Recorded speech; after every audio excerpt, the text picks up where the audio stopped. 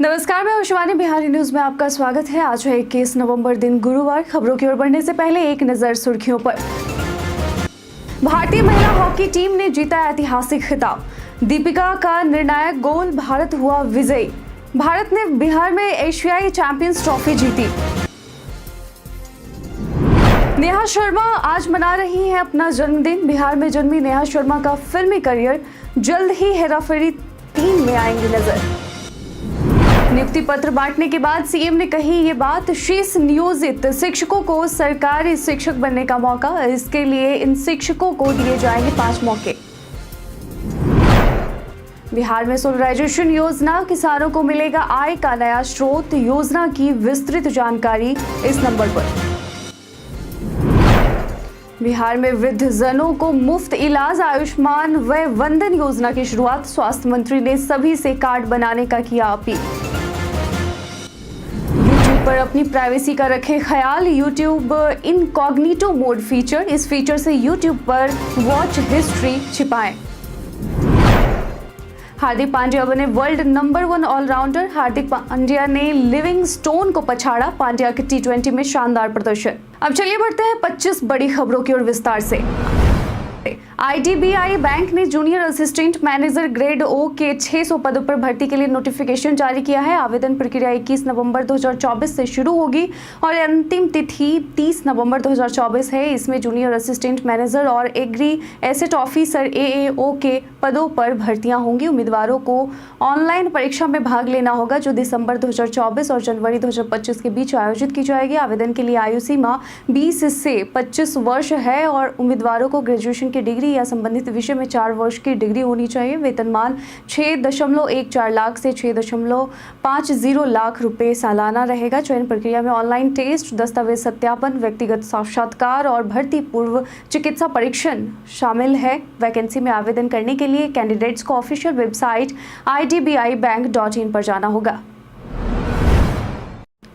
बिहार के राजगीर में खेलने गए भारतीय महिला हॉकी टीम ने एशियाई चैंपियंस ट्रॉफी 2024 का खिताब जीतकर इतिहास रच दिया है।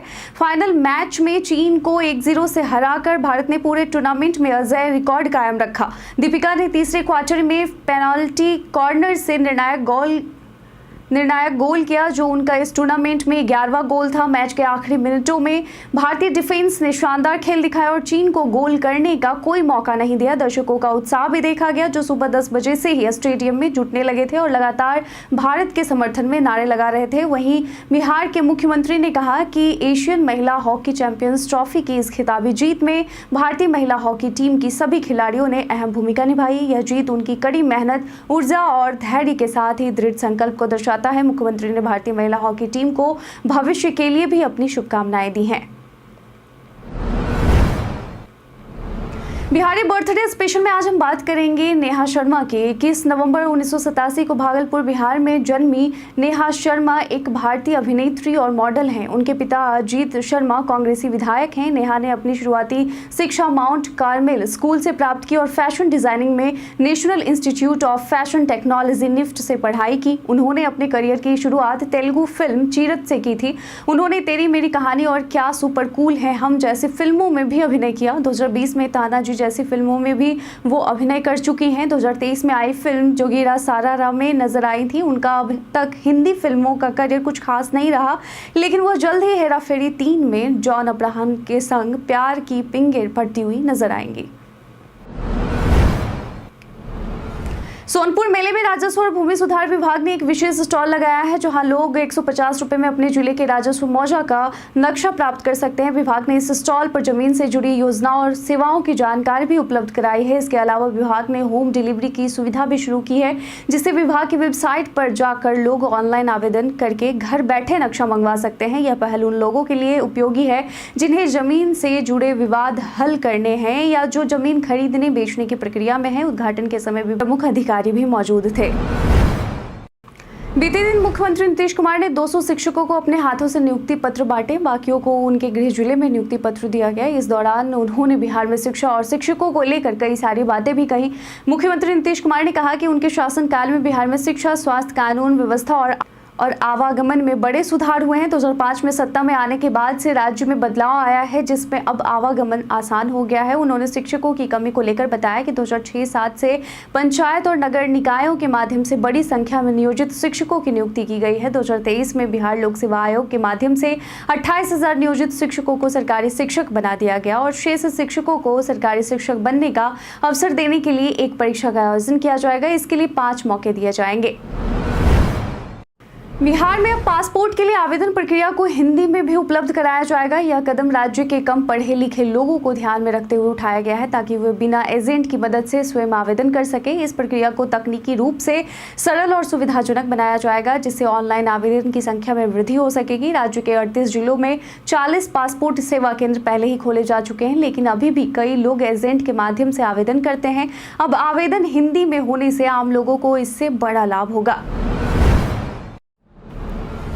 Bihar state power generation company limited ने 1121 विद्युत उपकेंद्रों से जुड़े 3681 कृषि और मिश्रित फीडरों के सोलराइजेशन के लिए निविदा जारी की है। इस योजना का उद्देश्य किसानों को हरित ऊर्जा के माध्यम से आय का नया स्रोत प्रदान करना है। किसान अपनी भूमि पर सोलर प्लांट लगा सकते हैं या अपनी जमीन लीज पर दे सकते हैं। योजना में भारत सरकार 1.05 करोड़ और बिहार सरकार 45 लाख तक की वित्तीय सहायता देगी। Bihar state power generation company limited के व्हाट्सएप नंबर 7320924004 पर इस योजना की विस्तृत जानकारी मिल सकती है। इसके साथ ही कजरा सोलर पावर प्लांट को समय से पहले पूरा करने के निर्देश भी दिए गए हैं, जो बिहार की सबसे बड़ी हरित ऊर्जा परियोजना है। बिहार के उप मुख्यमंत्री विजय कुमार सिन्हा ने गोवा में आयोजित 55वें अंतर्राष्ट्रीय फिल्म महोत्सव के दौरान बिहार मंडप का उद्घाटन किया और कहा कि बिहार में फिल्मों की शूटिंग के लिए कई अंतर्राष्ट्रीय फिल्म निर्माता खासकर मॉरिशस से रुचि दिखा रहे हैं। उन्होंने बताया कि राज्य सरकार ने हाल ही में बिहार फिल्म प्रोत्साहन नीति को मंजूरी दी है, जिससे फिल्म उद्योग में निवेश बढ़ेगा, रोजगार सृजन होगा और पर्यटन को बढ़ावा मिलेगा। रवि किशन ने भी बिहार को फिल्म निर्माण स्थल के रूप में विकसित करने की आवश्यकता पर बल दिया था।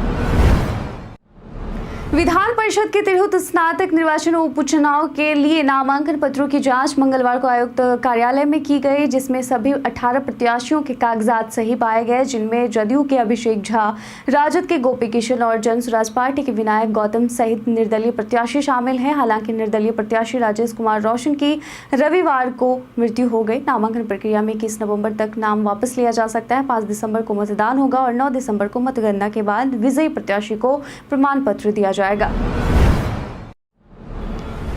YouTube पर प्राइवेसी को ध्यान में रखते हुए एक शानदार फीचर है YouTube इनकॉग्निटो मोड। यह फीचर आपको YouTube पर वीडियो देखते समय आपकी वॉच हिस्ट्री और सब्सक्रिप्शन को छिपाने की सुविधा देता है। जब आप इस मोड का उपयोग करते हैं तो YouTube को ऐसा लगता है जैसे आप लॉगिन ही नहीं है। इस मोड को एक्टिवेट करने के लिए फ़ोन में YouTube ऐप खोलें, स्क्रीन पर अपने अकाउंट आइकॉन पर टैप करें। यहाँ आप टर्न ऑन इनकॉग्निटो ऑप्शन चुनें। अगर पहली बार यह मोड इस्तेमाल कर रहे हैं तो गॉट इट पर टैप करें। इनकॉग्निटो मोड में 90 मिनट से ज़्यादा इनएक्टिव रहने पर यह मोड अपने आप बंद हो जाएगा।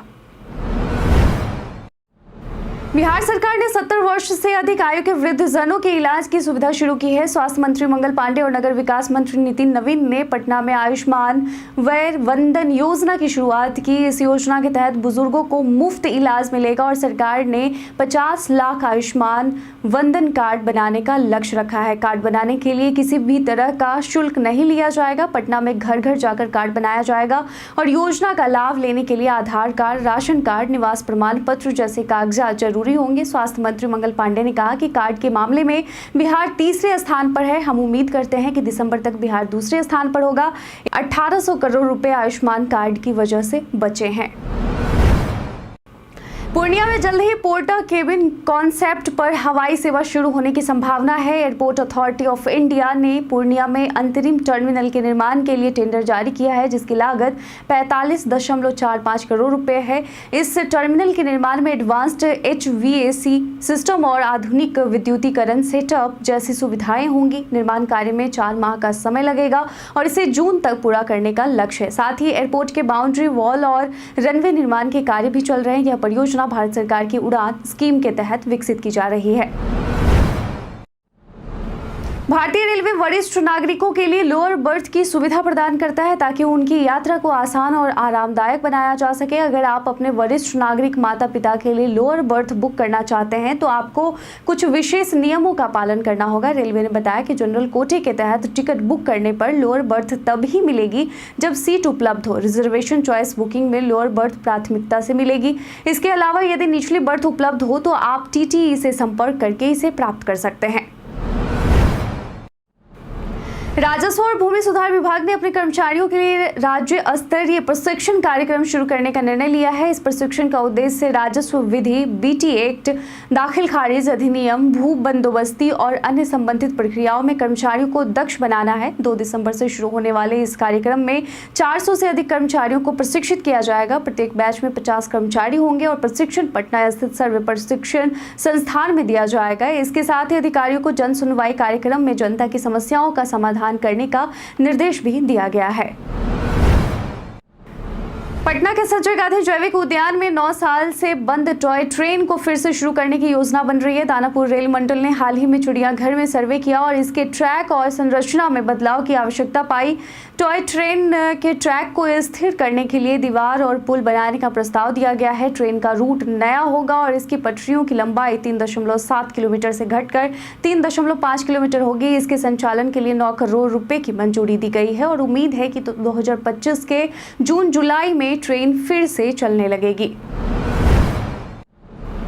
बिहार में ठंड ने दस्तक दे दी है और कोहरे का असर भी बढ़ने लगा है। पछुआ हवाओं के कारण तापमान में गिरावट आई है, जिससे राज्य में ठंड का एहसास होने लगा है। 23 नवंबर से ठंड और बढ़ने की संभावना है क्योंकि कोहरे का असर भी और बढ़ेगा और धूप का असर कम होगा। इस कारण अगले 4 से 5 दिनों में ठंड में और वृद्धि होने की उम्मीद है। बुधवार को बिहार के कई जिलों में सुबह कोहरे के कारण दृश्यता कम हो गई थी। मौसम विभाग के अनुसार पश्चिमी विक्षोभ के सक्रिय होने से ठंड बढ़ सकती है।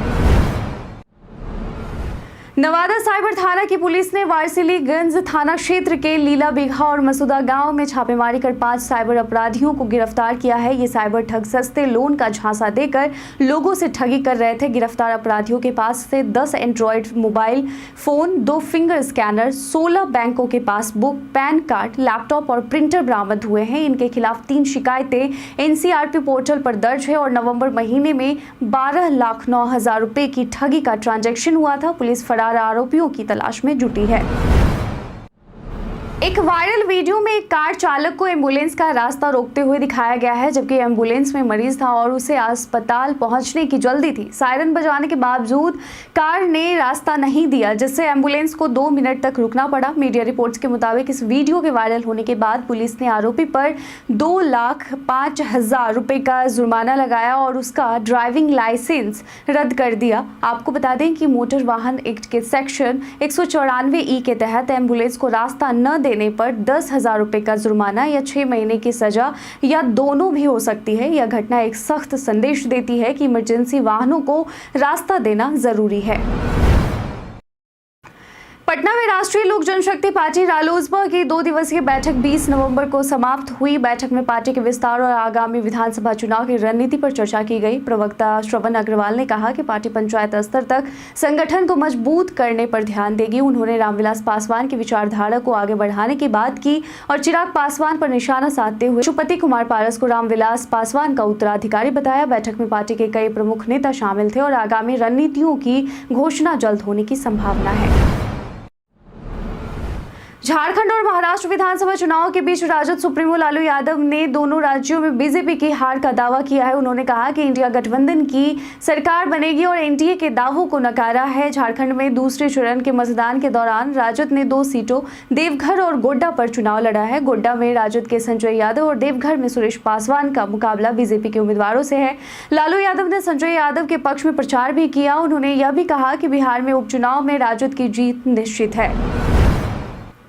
बुधवार की शाम राजगीर के अंतर्राष्ट्रीय स्टेडियम में महिला हॉकी एशिया फाइनल से पहले खेल मंत्री मनसुख मंडाविया और डिप्टी सीएम सम्राट चौधरी ने भगवान श्री हरि विष्णु के चरणों में माथा टेका और भारत की जीत के लिए प्रार्थना की। हालांकि भारतीय महिला टीम ने फाइनल मैच में चीन को 1-0 से हराकर पूरे टूर्नामेंट में अजेय रिकॉर्ड कायम रखा। केंद्रीय मंत्री ने कहा कि खेलों में हार जीत से ज्यादा खेल भावना महत्वपूर्ण है और भारत को 2047 तक खेल जगत में टॉप 5 देशों में शामिल करने की योजना है। इसके बाद दोनों मंत्री फल्गु नदी पर पर बने रबर डैम का निरीक्षण किया। वहीं सम्राट चौधरी ने बोधगया के विष्णुपद मंदिर कॉरिडोर परियोजना की घोषणा की। पटना ट्रैफिक एसपी अपराजित लोहान ने बाइकर्स गैंग पर शिकंजा कसने के लिए मंगलवार को चलाए गए अभियान के बारे में जानकारी दी। इस अभियान में 46 बाइकर्स पर 80,000 रुपए का जुर्माना लगाया गया, 5 पर एफआईआर दर्ज की गई और 5 बाइक जब्त भी की गई। बाइकर्स पर dangerous driving, triple riding, over speeding जैसे आरोप हैं। लोहान ने बताया कि इन बाइकर्स ने सोशल मीडिया पर फॉलोअर्स बढ़ाने के लिए स्टंट किए थे। इसके अलावा पटना में ट्रैफिक जाम की समस्या को हल करने के लिए कई योजनाएं बनाई जा रही हैं, जैसे जीपीओ गोलंबर पर पार्किंग व्यवस्था और गांधी सेतु पर जाम से निपटने के लिए विशेष प्रबंध है। भारत के क्रिकेटर हार्दिक पांड्या ने टी20 इंटरनेशनल रैंकिंग में वर्ल्ड नंबर 1 ऑलराउंडर का स्थान हासिल किया है। उन्होंने इंग्लैंड के लियाम लिविंगस्टोन को पीछे छोड़ते हुए यह उपलब्धि प्राप्त की। हार्दिक पांड्या ने 2024 में शानदार प्रदर्शन करते हुए 352 रन बनाए और 16 विकेट भी लिए। दक्षिण अफ्रीका के खिलाफ उनकी गेंदबाजी भी बेहतरीन रही है, जिसमें उन्होंने 3 ओवर में 1 मेडन के साथ सिर्फ 8 रन दिए और 1 विकेट लिया। हार्दिक पांड्या अब 244 रेटिंग पॉइंट्स के साथ पहले नंबर पर हैं। भारत के इतिहास में आज की तारीख कई कारणों से है दर्ज। 1962 में आज ही के दिन भारत चीन सीमा विवाद के दौरान चीन ने संघर्ष विराम का ऐलान किया। भारत का नाइक अपाचे नाम का पहला रॉकेट आज ही के दिन छोड़ा गया था। जो 2008 में प्रधानमंत्री डॉक्टर मनमोहन सिंह ने वैश्विक मंदी के बावजूद भारत की आर्थिक विकास दर 8% रहने की संभावना व्यक्त की। राष्ट्रपति प्रतिभा पाटिल ने पंजाब और हरियाणा में 2 नए जजों जस्टिस राकेश कुमार गर्ग व राकेश कुमार जैन को नियुक्त किया। आज ही के दिन 1872 में केसरी सिंह बारहट प्रसिद्ध राजस्थानी कवि तथा स्वतंत्रता सेनानी का जन्म हुआ था। 1908 में आज ही के दिन सत्येंद्र नाथ बोस, जो कि क्रांतिकारी एवं स्वतंत्रता सेनानी का निधन हुआ था। और आज ही के दिन विश्व दूरदर्शन दिवस, नवजात शिशु दिवस सप्ताह, राष्ट्रीय औषधि दिवस सप्ताह और राष्ट्रीय एकता दिवस सप्ताह के तौर पर मनाया जाता है। नेशनल टेस्टिंग एजेंसी एनटीए ने यूजीसी नेट दिसंबर 2024 सत्र के लिए अधिसूचना जारी कर दी। इच्छुक उम्मीदवार यूजीसी नेट की वेबसाइट ugcnet.nta.ac.in पर जाकर ऑनलाइन आवेदन कर सकते हैं, जिसकी अंतिम तिथि 10 दिसंबर 2024 है।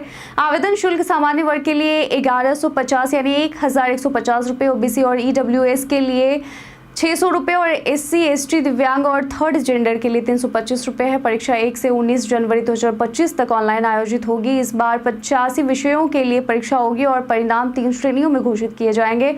आवेदन में सुधार 12 से 13 दिसंबर तक किया जा सकता है। हम प्रतिदिन आपसे 5 ऐसे जरूरी सवाल और उसके जवाब पूछते हैं जो कि बीपीएससी, बिहार पुलिस, दारोगा समेत एसएससी जैसे अन्य प्रतियोगी परीक्षाओं में काम आएंगे। सवाल इतिहास, बिहार स्पेशल, विज्ञान, करंट अफेयर्स और भूगोल से रहेंगे। पूछे गए 5 सवाल में आपने कितना सही उत्तर दिया है यह हमें कमेंट करके जरूर बताएं। हमारा आज का पहला सवाल है, पावापुरी में स्थित कमल रूपी तालाब बीच निर्मित जल मंदिर का संबंध है। ऑप्शन ए हिंदू धर्म से, ऑप्शन बी बौद्ध धर्म से, ऑप्शन सी जैन धर्म से, ऑप्शन डी ईसाई धर्म से। इसका सही उत्तर है ऑप्शन सी जैन धर्म से। आज का दूसरा सवाल है, 2 अप्रैल 2021 को आत्मनिर्भर बिहार के साथ निश्चय 2 के अंतर्गत बाल हृदय योजना आरंभ किया। Option A Shri Ram Nath Kovind, option B Shri Narendra Modi, option C Shri Phagu Chauhan, option D Shri Nitish Kumar. इसका सही उत्तर है ऑप्शन डी श्री नीतीश कुमार। आज का तीसरा सवाल है, वर्ष 2018 में बिहार में प्रति 1000 वर्ग किलोमीटर भौगोलिक क्षेत्रफल पर पथ घनत्व था।